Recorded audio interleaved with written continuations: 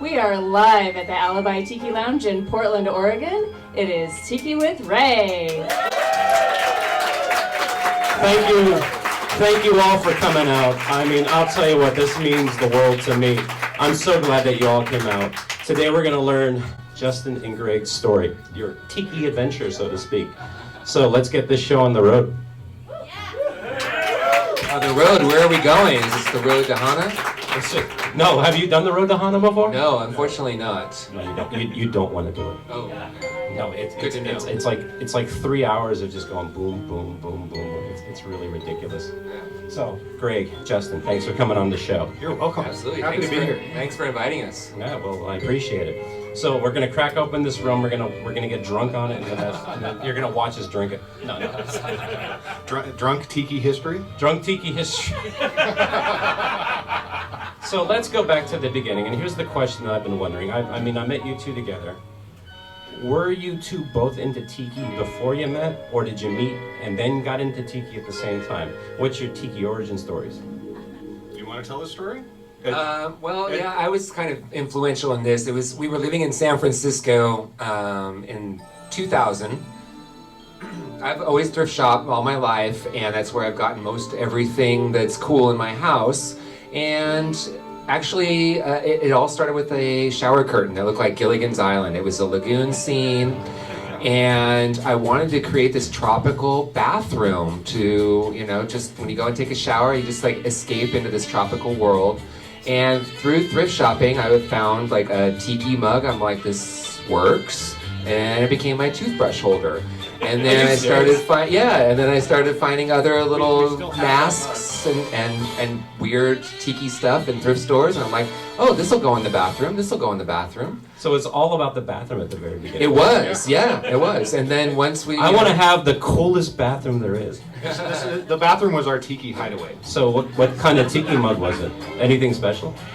I don't think it was anything super special. Yeah. It was yellow. It had a handle. Yeah, it had a handle. It was kind of like a big, kind of almost Stein-looking thing. It was just a big chunky thing, probably mass-produced. And you still have that? Yeah, it's tucked away somewhere. Yeah. Not holding toothbrushes at this point. Right? You're gonna have to send me a picture of that. Yeah, absolutely. But then it just kind of traveled each place that we lived at. The tiki bathroom kept happening until 11 and a half years ago when we moved to Portland, Oregon, and we bought a bar with a house attached to it. I mean, a house with a basement bar. And first thing we said is, this is going to be our tiki bar. This is going to be our tiki hideaway. So my background, I've got a really strong Disney background. My family grew up in Southern California, so we went to Disneyland multiple times a year. My parents would go to grad nights, and so I was raised on the tiki room. And also living in Southern California as a kid, I remember all these weird, mysterious places, bars with tikis out front, and I was curious about them. And then by the time I was old enough to go to bars, they were all gone. Oh, really? Yeah, so we started, that's kind of the background. It's always been in my psyche because of Disney and because of these places in Southern California. And then we bought this house with the bar attached, or the bar with the house attached, or however you want to call it. And just knew that it needed to be our own little tiki bar. Now, this bar has this really amazing story behind it. Oh, you gotta tell it. And we learned this from the neighbors across the street. So the house was built in 1960. And the neighbors across the street, who'd lived there all their lives, told us this story. The original owner of the home, do you remember his name? I can't remember his name. He was in the Coast Guard. And in the late 60s, his ship was decommissioned. And apparently he salvaged all of the... I think something's going on with the music. I think that was the ghost of the owner of our house. He's trying to come through while we're telling the story. That figures. Well, we don't need it anyway. So anyway, as you were saying, the history of your house. Well, the bar. The bar. Okay. So the guy, his ship was decommissioned in the late 60s, and he salvaged all of the nautical mahogany from the galley of this ship, and built the bar in our basement. And what? Seriously, it was the USS Vance. It wasn't a very large ship. The number was 387, I think. And when we moved in, there was this huge stack of leftover lumber from the build-out. So we have friends, our friends at Vintage Roadside did a little bit of historical research for us, and they were able to confirm that the guy was in the Coast Guard, what ship he was on, and when the ship was decommissioned. That's all the provenance we have. Wow. But I'm fairly certain, just based on the lumber that was left, the condition it's in, the state of it, that the story is true. Yeah, and meeting the neighbors too. They were like, "Oh, you've got that house with that bar from the ship, don't you?" We're like, "Oh, well, yeah." Tell us more. Thank you, Jamie. So actually, the bar already had a nautical theme to it? Well, it didn't No. necessarily feel nautical. It felt like an old man bar. Like he built his man cave down in the basement. It could have been, it could have been a lot of different kinds of bars, but it was perfectly set up for a tiki bar. Yeah. Although it did have this really god-awful white drop ceiling. Yeah. The acoustical tiles that have been painted over 17 times, and so we ripped that out, and it just totally opened it up, gave it a nice rustic, dark feel. And that's what I've seen. I've seen the progression of your place over the years. So at this house in Portland, you have the tiki bathroom, and then the bar downstairs. Yeah, the tiki bathroom, that was all Justin. Well, I wouldn't say it's tiki bathroom. It's next to the bar, and it looks like Zsa Zsa Gabor and I Dream of Jeannie underwater. Oh, so it's the bathroom that's downstairs. Yeah. I've been there. I'm familiar with it. So I gotta ask you guys. See, I didn't know that you guys both lived in San Francisco first. I thought you were from Seattle. Yes, after we met in December of 1998, and within a year of meeting each other, we decided to move to San Francisco. Greg had previously lived there and wanted to go back, and I was up for an adventure. I wanted out of the Seattle gray and rain, and thought, California, yay, sunshine, and oh wait, San Francisco. Yeah. Also, the dot-com bubble burst right as we moved down, and so it was a struggle. And within 2 years, we got booted back up into Seattle. The universe said, Greg, I've got a job for you working with Washington Mutual, and come on up. And we literally had like 1 month's rent left in our bank accounts. Oh my God. So that was a savior, and was like, bye-bye. But not only did we decide to move in together, we decided to move to San Francisco and move in together, which is not an easy place to live. So No. if you can survive that, you can survive anything. 20 years later, we're still together. And that's really what it comes down to. If you can, there you go. That's the quote of the night. If you can survive San Francisco, you can survive anything. Now, one last question about San Francisco. When you lived there, was it the tiki heaven that it is today? We didn't really know. Oh, okay. We were still learning about tiki. We didn't know. We didn't know that there was the Fairmont Hotel with the, we didn't know these things. We were just getting into it, It was still just a bathroom. That's what I was going to say. We just had the bathroom. Like, I'd heard about this wacky bar in the bottom of a hotel that had this lagoon, and it would rain, and all the tourists would go there. We never made it in there while we lived there. Wow. So when did you guys start going to tiki bars then? Now, obviously, you had when you were a kid, you had it in you, but you obviously weren't old enough to go into these bars legally. Right. Or were you going into these bars? Oh, I wish. Yeah, I'm 21. My square parents, that didn't happen. No, I didn't think so. So what was the first tiki bar we went to? Was it? It was either the Alibi or Thatch here in Portland, Oregon.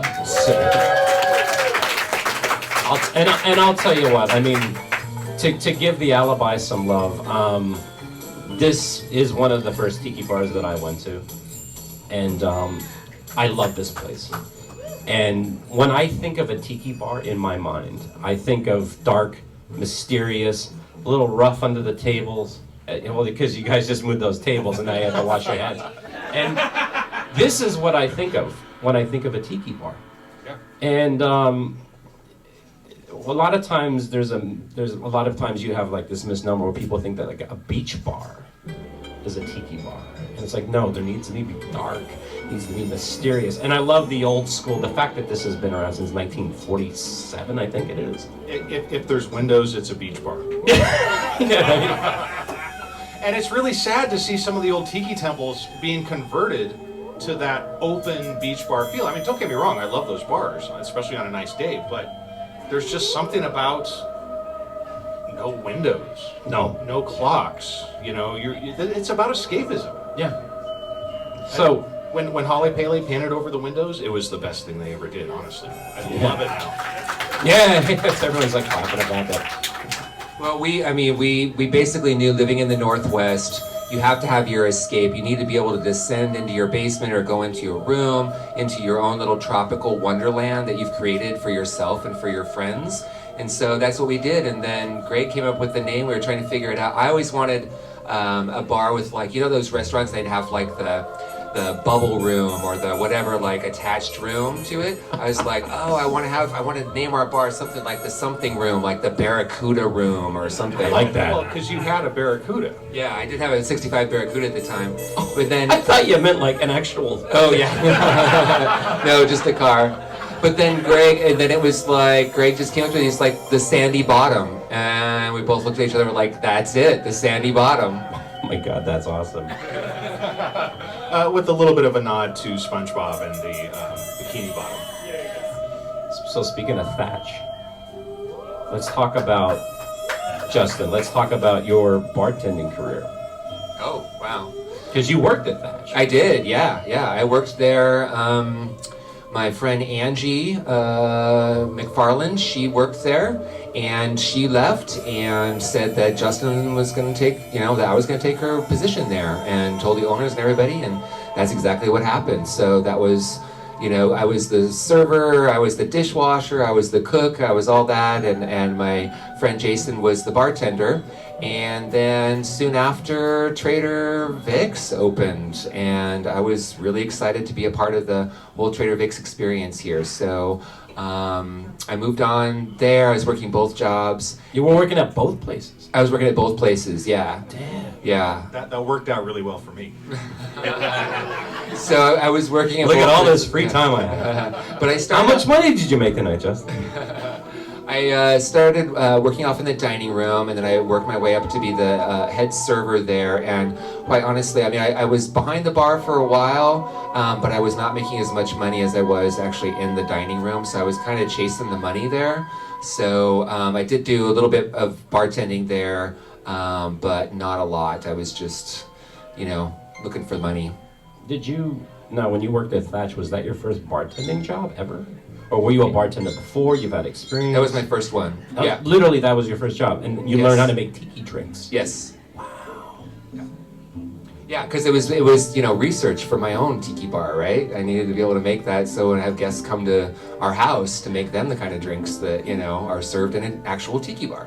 Oh my God. I'll tell you what, and even given Thatch love, I remember my friend Rob, who's actually out in the audience. Hey Rob, he took me to Thatch. It was like him and his wife at the time, and they're like, hey, we got a surprise for you. You like tiki bars, right? I'm like, oh yeah, I do. And then he takes me to Thatch. And I'm like, oh my God, this is perfection. Welcome. Yeah, thanks. And it's just like, this is it. Like, this is the epitome of like what I think of when I think of a tiki bar. I love the Alibi, and the first time I came to the Alibi was in 2009. But back then, those drinks were sugary.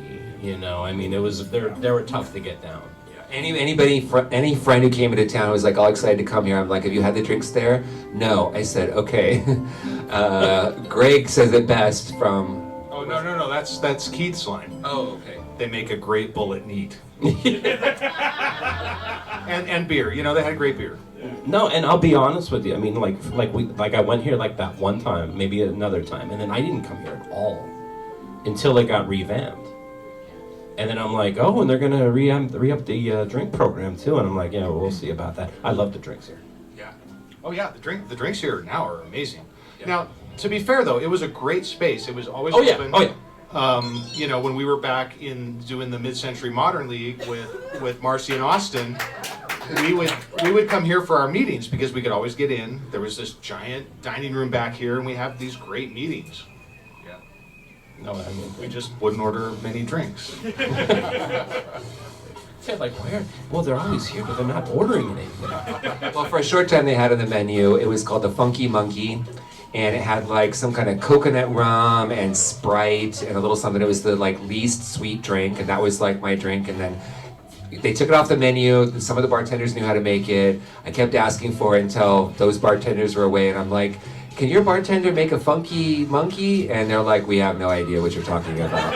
I'm like, all right, then I'll have a bullet neat. But they were probably like, hey, but we still got the Malibu. No, I honestly feel there's the three waves of tiki that we talk about. The first wave being like the golden age, like the 50s and the 60s. Well, and can we just back up a little bit? Okay, to the 20s and the 30s? Well, this is, by my calculations, the second oldest surviving tiki bar in the country. I think it is, yeah. What is it, 2 years ago, they celebrated their 75th anniversary. That's awesome. And you know what? I've seen pictures of this place, like back then. It's pretty much the same. Yeah, it's awesome. But I honestly feel we're at a point in time where we're in the third wave, where like the drinks are probably better than they've ever been. I mean, I know like back when I started getting into the tiki, all the places I went to, my first tiki bar was Hula Hula up in Seattle. Oh, yes. Yeah. You remember Hula Hula. Actually, you know what? Just remembering that, we did go there. I went there for my birthday when we lived in Seattle. Remember? That was actually when they first opened up, and the downstairs they had like these lounge chairs. Yeah, with sand. Pardon me? There was sand like on the Yeah. arms. Yeah. And I'm like, this is awesome. Oh my gosh. Yeah. No, I love the It's just place. like my bathroom. It's like you're there like getting ideas like I could put that in there. Like but I'll tell you what, the first time I went to Hula Hula, like I always knew what a tiki bar was, but it was never old enough to go to a tiki bar. And I remember going in there and I just loved it.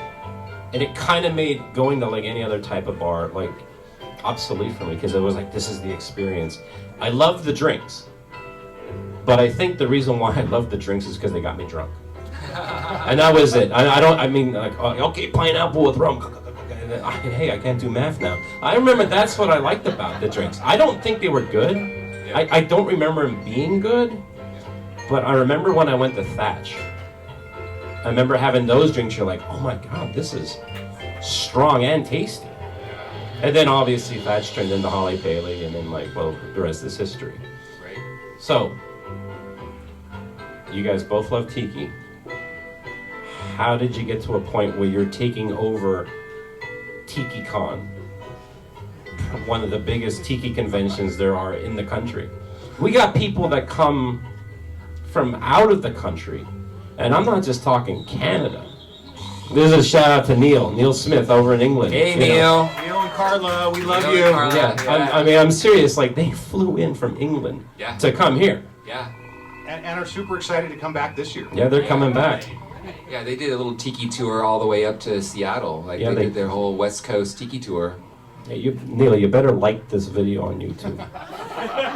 So we should tell them we met Craig and Heather, and we're on the actual tour. before yeah, we okay. take it. Yeah, well, let's that's where we're going. Let's talk Yeah, about how you so- got involved with Kon-Tiki. So we bought Tiki Con.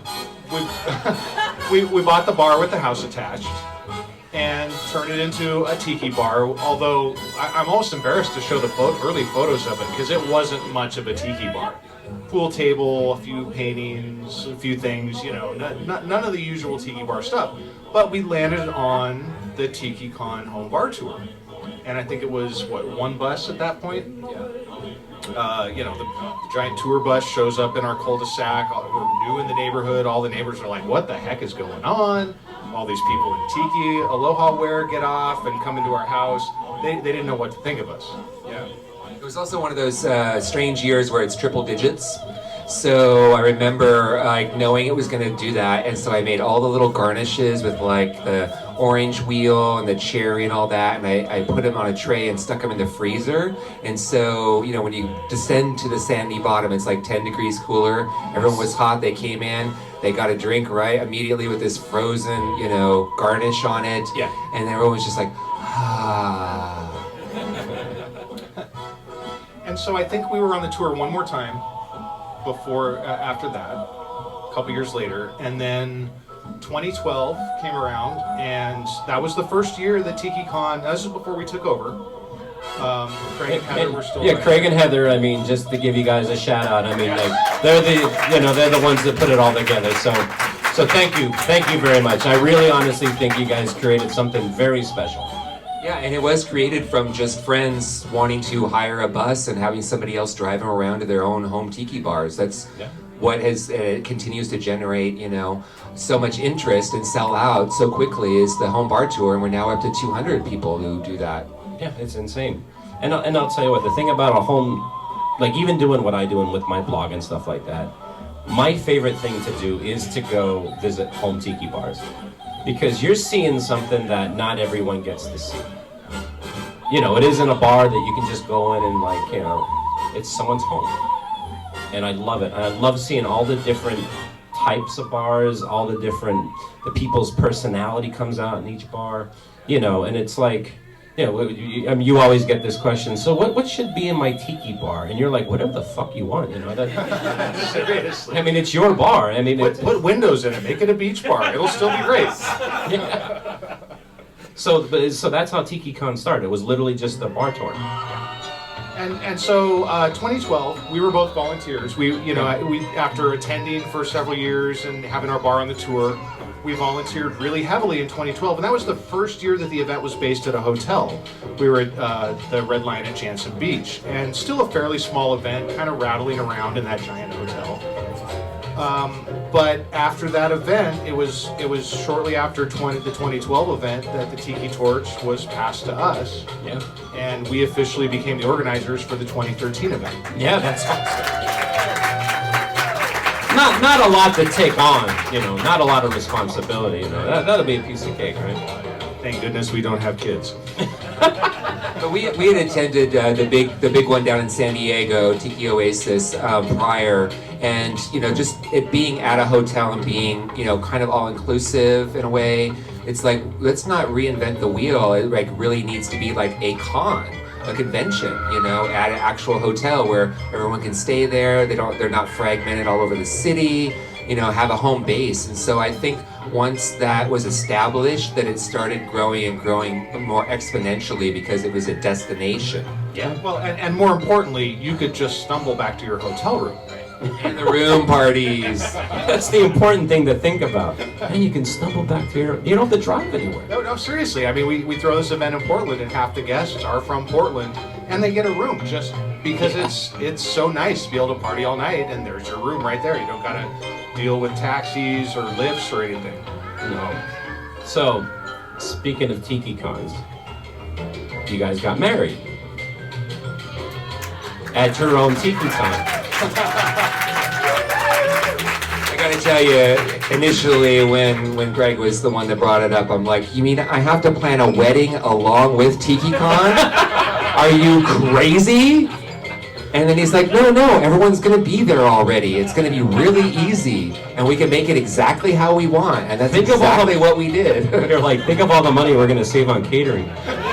Exactly, and we get the guests to pay for their own attendance, and it's all a write-off. I mean, come on, it's a no-brainer. And no one's playing Celebrate Good Time. No Macarena, no chicken dance. So we talked about that, or I had asked Justin about that. I brought it up, like, why don't we do this? He's like, so I sprang it on him. 2016, at the end of the show, we always get up Saturday night, do our thank yous, and at the end of the show, I had the mic and I said, and there's one more thing I need to ask you. And I think he saw it coming, because he kind of ducks. Will you marry me? And obviously he said yes, or we probably wouldn't be sitting here right now. Yeah, I think a lot of things would be changed, right? Well, I did live in a house that was connected to a bar the other way around. Yeah, I may have been living in the bar. But no, so the next year we're like, hey, we already got the party, we got the reception, my parents are going to be there already, all the people we love and care about are already there, let's just do it. We'll just carve out 10 minutes in the middle of the show and just do something special. And it worked. Yeah, and we knew we wanted to be non-traditional about it. We knew that we wanted to have Marina be the one to. I'm like, getting married by a mermaid. Hello. And she worked at the Maikai, and she was one of the mystery girls who would bring out the drink, you know. And so we just combined that all together and said, let's do this, and she can do her little dance, and we did. And I know when the gong started going in the back of the room and everyone started being quiet, I would say like about 95% of the people did not know what was going on. I didn't know what was going on. No, because I'm standing there like everything goes quiet, the bong is hit, and everything goes quiet. And all of a sudden she starts working her way up from the back, and I'm like, oh, okay, yeah, there she is dancing up. And then you two are up on stage, and you had chairs, and then you had the mugs, and then you drank and swapped them or something like that. Yeah. I mean, the best part was all the nervous laughter. Nobody knew what was going on, so they're all like giggling, and I think Deba, I could hear her say something like, "Get on with it." No, and then she's like, and then I think the bong was rung again, and she's like, you know, now you guys are married, and I'm sitting there, I'm like, oh, they're doing the mystery ball from the Maikai. I'm like, yes, I get it. Oh my God, that's so cool. Yeah, except without the bowl, we had the two matching mugs that Van Tiki made, and he gold plated them just like the pendant here. Wow. So we've got these two matching 2017 mugs. Yeah, we actually went down to Eugene and got to pour them. I was like, thinking it was going to be this whole big thing because I know nothing about mug making. So I was like, we're going to be here all afternoon. This is going to be really cool. We're involved in this and everything. And it was just and it was just this like nozzle and a hose, and it was just like, okay, all right, cool. And now you wait. But I feel very honored that Henrik Van Tiki was involved and that we got him. So we don't have rings on our fingers, but we have that year's mug that's gold plated. It will forever be in the sandy bottom, shining its golden gloriness for anybody who wants to come over. Yeah, and again, a shout out to Van Tiki. I mean, their mugs are insane. I mean, the detail, well, and even Monk Tiki for that matter. So what do we got here? This actually is this year's mug that we have. Oh, this is the Van Tiki mug right here. Yeah, this is mug. We use the term loosely. Well, yeah, this is more of a decanter. So. I thought there'd be something in it. I hoped. So Van Tiki's been doing our mugs since, well, he designed the 2014 mug. So 2013, Monk Tiki produced the mug based on a design by Don Fraser. Hey, Don, if you're watching the video. And then the following year, Van Tiki did the sculpt, but Monk Tiki produced the mug. Okay. And then from there on out, it's been Van Tiki doing the sculpt and producing the mug. And the thing that I love, again, even like when I do my blog, I'm all about keeping things local if I can. I want to show off the talent and the people doing things here in the Pacific Northwest, and it makes me happy that they're from Eugene. Well, they were living in Hawaii when they first. Oh, okay. So the first. Well, they're living here now, though. The first couple Tiki Con mugs were actually made in Hawaii. Oh, wow. Okay. So and then we finally convinced them to move here, so we didn't have to pay all that shipping. No, I kid. I'm realizing that you're a very practical person. Hey, why don't you guys move to Eugene? It's really nice. It's really cheap. Yeah, you know how it's really expensive on the island there. You should move to Eugene. Yeah, Henrik, you can only eat so much Kahlua pork in that summer. We got coffee shops here, dude. But no, they're so happy in Eugene. They love the climate. They love being able to drive in a straight line for more than a few miles. No, seriously, one of the first things they said was, "We've got to drive in a straight line for miles." They were so excited. Yeah, simple pleasures. Well, and they're out there like on a hill, and they're building their own house there, or they've built their own house. And they talk about, outside of the studio, it's like all these deer and all these animals and everything. It's like Mutual of Omaha right outside of their studio. Mutual of Omaha. It's like showing your Can you age. do the Wild Kingdom theme? I don't. We need Marina for that. Right. So this year, Tiki Con's getting moved to a new location. Want to talk about that? That's right. We are moving to the DoubleTree at Lloyd's Center, and which formerly was many years ago the Sheraton, Okay. which was the original home of one of Steve Crane's Con Tiki restaurants. Seriously? It closed in the early 80s. So this is an original menu from the Con Tiki. We're not going to pass it around, sorry. Back here. Yeah, I don't want to rip it. Specifically the Portland location. Wow. It's, oh yeah, you can see Sheraton, Portland. It closed in the early 80s. A lot of the artifacts were moved first to the Jasmine Tree, and now you can find them at Holly Pele. Wow. So, right here, right on the menu, the Cannibal Tikis at Holly Pele. No from way. this menu. Holy, no There, way. you can go visit them. Baby eaters, Marquesian baby eaters. That's insane. So we decided to move last year after, I decided to move from the Red Lion at Jansen Beach because we wanted a more central location, more of the Portland experience. Jansen Beach was beautiful, but it was so isolated. Oh, yeah. It was hard to get transit in and out of there. So the DoubleTree was really the only hotel that had a big enough ballroom for us. And it just happened to be, the home of the Con Tiki. And so when we went for our first sales meeting with them, the sales rep actually had in the notebook she was showing us printouts of ads from the old Con Tiki. It's like, Oh my God. we knew. Yeah, we know, but that's why we're here. But it was just really cool that they, acknowledged that and was like, here, like, do you guys know this? And it's like, yes, we do. And that's really great that you are like, that you know it too, because this is part of Tiki history. Oh my God, insane. So if you go to the DoubleTree now and go into the Executive Business Center and see nothing of the old Con Tiki, but you can imagine that's where it was. It was where the Executive Business Center is now, just across from the pool. Used to be a Tiki temple. And you wouldn't even know. You wouldn't know. There's absolutely nothing left. I mean, even the original Trader Vic's downtown at the Benson, you can still go out and see the cinder block wall that was original to Trader Vic's. There's absolutely nothing left. But we are trying to bring a little bit of that back. We can't really recreate it. There's too much to recreate. But with the banquet at Tiki Con this year, the banquet is inspired by dishes from this original menu. Yeah. So what's the story with the rum here that we have and the mug? So this is our newest sponsor.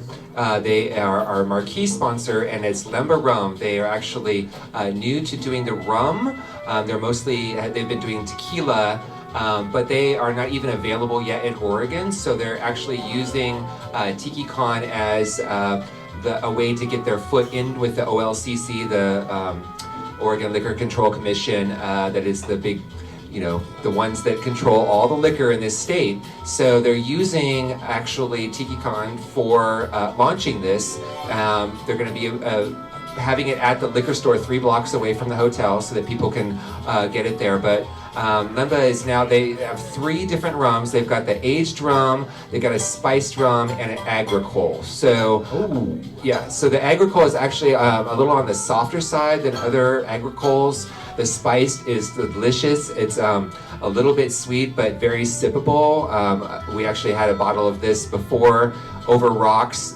delicious. It didn't last very long. It didn't last long at all. And you're saying, can you send more bottles? Right. And so you're like that zombie in Return of the Living Dead. Send more cops. Send more rum. Yes. And so then they also have the aged rum here, which is actually a lighter one, but comparable to like a gold. So we're really excited to have these guys here. They were actually, Monk Tiki had worked with them before and did their mug about a year ago. And so that was the connection. Thank you, Deborah and Paul, for introducing us to them. And Miles, great. Yeah, and Miles. So they are now on here. So you'll see it more stuff being rolled through on social media and everything like that. But they also sent us some swizzles, and I'd like to get this to you so you can take thank you. Yes. It's like the Tiki key to. Damn, wow, thank you very much. Yeah, absolutely. So the best part, though, is that the drinks program this year at Tiki Con is going to be directed by Holly Pele. So we can't really speak for yet the quality of the bartenders and the servers, but we've got Holly Paley behind us. We've got a really great product, so we're going to be serving Lemba rum cocktails as part of the cocktails. There will be others as well, and hopefully rum flights at the hotel. But with Holly Paley behind us, helping us create the drinks, we're going to be totally set up for success. Hopefully all those hotel servers have to do is pour, and we're rolling. I can't wait. They should be having a room party as well where you can go in and taste all the rums. So it's a really high quality stuff. This is Dominican rums. Product of the Dominican Republic. I'll just say on the back here. Lemba Superior is a Spanish-style rum produced from a traditional recipe of signature molasses and unwritten distilling techniques known only by a few, aged 1 year. And in addition to that, for the first time, we are going to have a Tiki Lounge at Tiki Con. So in past years, we just had the hotel bars set up, and and those aren't high-end bartenders. They're basically just servers behind the bar. But we're actually going to have a dedicated room set aside, set up as a Tiki Lounge. It'll be open all weekend long. That's where the art show is going to be. That is also where Chris Young, Frog Island Tikis, he will be vending in that room. Wow. So his tikis are going to be part of the decor in that room, and you can buy them. Oh my God. I'll tell you what. I just got one last question. When you were making your tiki bathroom, did you think that it would come to this? Absolutely not. Absolutely No, I mean not. being on my show.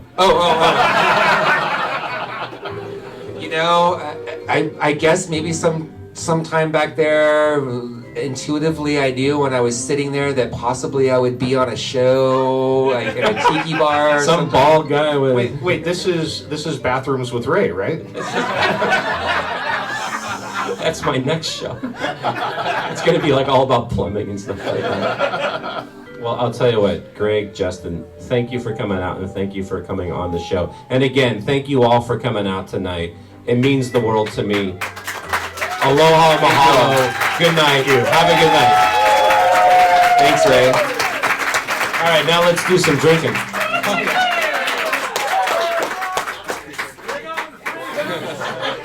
Drink. Thank you. Absolutely. Thank you very much. That was awesome.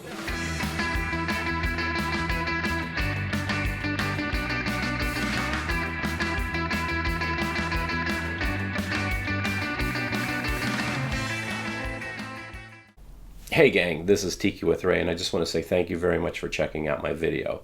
I hope you enjoyed it. And if you want to see more episodes, click on the subscribe button. And if you liked the video, give it a like. That would mean a lot to me. And if you have any comments or suggestions, please leave a comment in the comment section below.